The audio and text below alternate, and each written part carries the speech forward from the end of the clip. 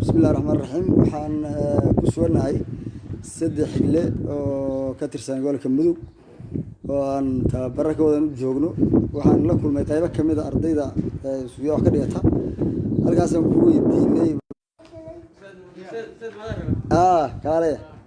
marka waxyaabaha qofku inta badan ardayga markii la weydiiyo uu jecel yahay garaanta waa laga yaabaa hadduu sii socdo lagu xoojiyo ugu dambeyntii inuu gaaro ardaydaas marka yaryaraan wareystay bal ila daawada waxyaabaha ay ka hadlayaan oo haminayaan oo ay jecel yihiin inay gaaraan waana dhiirigelina ardaygu markii uu wax jecel yahay waxa laga yaabaa inuu beeyada markaas environmentiga inuu ka arko laakiin waxay u baahan tahay in lagu dhiirigeliyo haddii asaga iyo awoodiisu ay iswaafaqaan wax uu jecel yahay soo dhawow maxaad jeceshahay inaad barato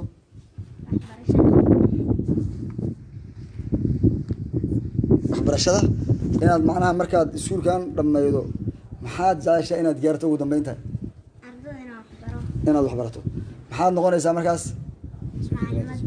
mucallimad inaad noqoto macnaha waxaad jeceshahay inaad noqoto mucallimad ardayda wax baraysa marka waxaad mucallimad u noqonaysaa maxay tahay sababteedu inaad dadka wax barta ayaad jeceshahay haye maxaa kaloo jeceshahay inaad noqoto inaad caruurta yaryar ayagana aad wax barto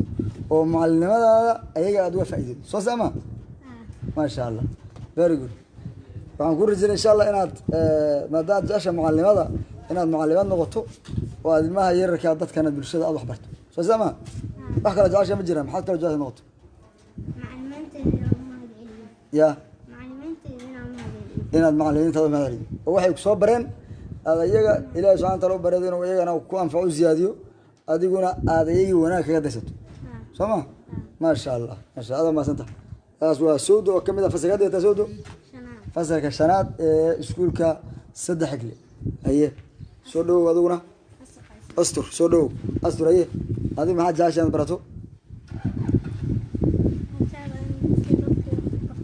gacanta afkadijiya waxaad jeceshahay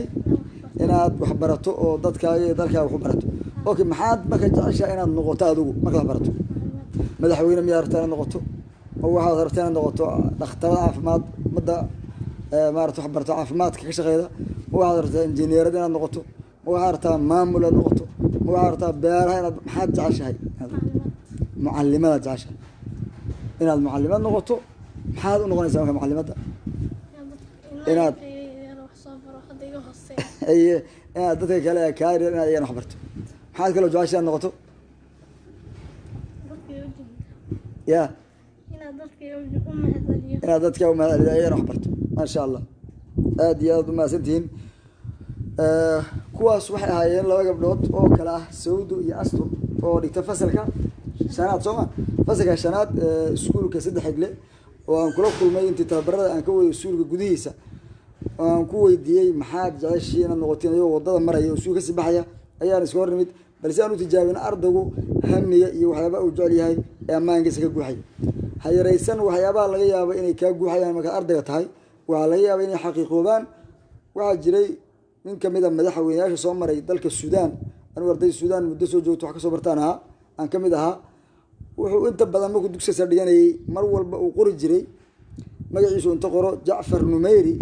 رئيس جمهورية السودان waxaan noqonayaa madaxweynaha Suudaan baardu kusar dhiganaya fasalka fanfoor maray ardayda kale marka way la yaabayeen oo ka xog hadlaya hadii ardayda tahay annaga isku fasalnahay aduna waxaad maalinaysa ka hadlaysaa ra'iis jamhuuriyadda Suudaan madaxweynaha Suudaan waxa ka sheekanaysa ugu dambeyntii riyadii noocaasheed ardaygaas uu sii waday markuu dhameeyay dugsiga sare jaamacadii sii gaar u dhameeyay wuxuu ku guuleystay ugu dambeyntii noqdo mid kamid ah madaxweynayaasha soo maray Suudaan waliba ugu saameynta badan idan marka qofku hadduu shay hamiyo ee dadaalkeedu la yimaado marna waxa yaraysan waxyaabaha ka guuxaya sababtoo ah dadku isku qudraad maaha isku awoodna maaha soo qof waxa la yaabaa inuu shay ku fiican yahay macallimada qofka ku fiican qof la yaabaa inuu ku fiican yahay caafimaadkii qof la yaabaa inuu ku fiican yahay hogaankii qof maamul ku fiican qof walba in la tuso meesha uu ku fiican yahay inta la wareysto gudihiisa waxa ka guuxaya marka la ogaado iyo inay isleeyihiin wax uu rabo in magaas lagu dhiirigeliyo ee qofkaas marna aan la dhihin ma gaari kartid ama ma yeeli kartid waxa la xaqiijin karin ama aan la sameyn karin ma jiraan waxaan idin rajeynayaa gabdhaha yaryar sawdo iyo astur insha allah inaad gaartiin hamigiina oo macallinimada deegaankan gaaraan galmudug way u baahan tahay waxbarasho mucallinimada aad ay ugu baahan tahay deegaanku in dad badan mucallimiina oo tayaysan mush kulla mucallim mucallim kasta uu leeyahay mucallima naajixa mucallimka naajixa waa mucallinka u tababaran waxa uu bulshada barayo ayna ka go'an tahay inuu rabeeyo oo tarbiyeeyo jiilkiisa taas marka u baahannahay insha allah inaan soo saarno aan rajeynayno inaad gaari doontiin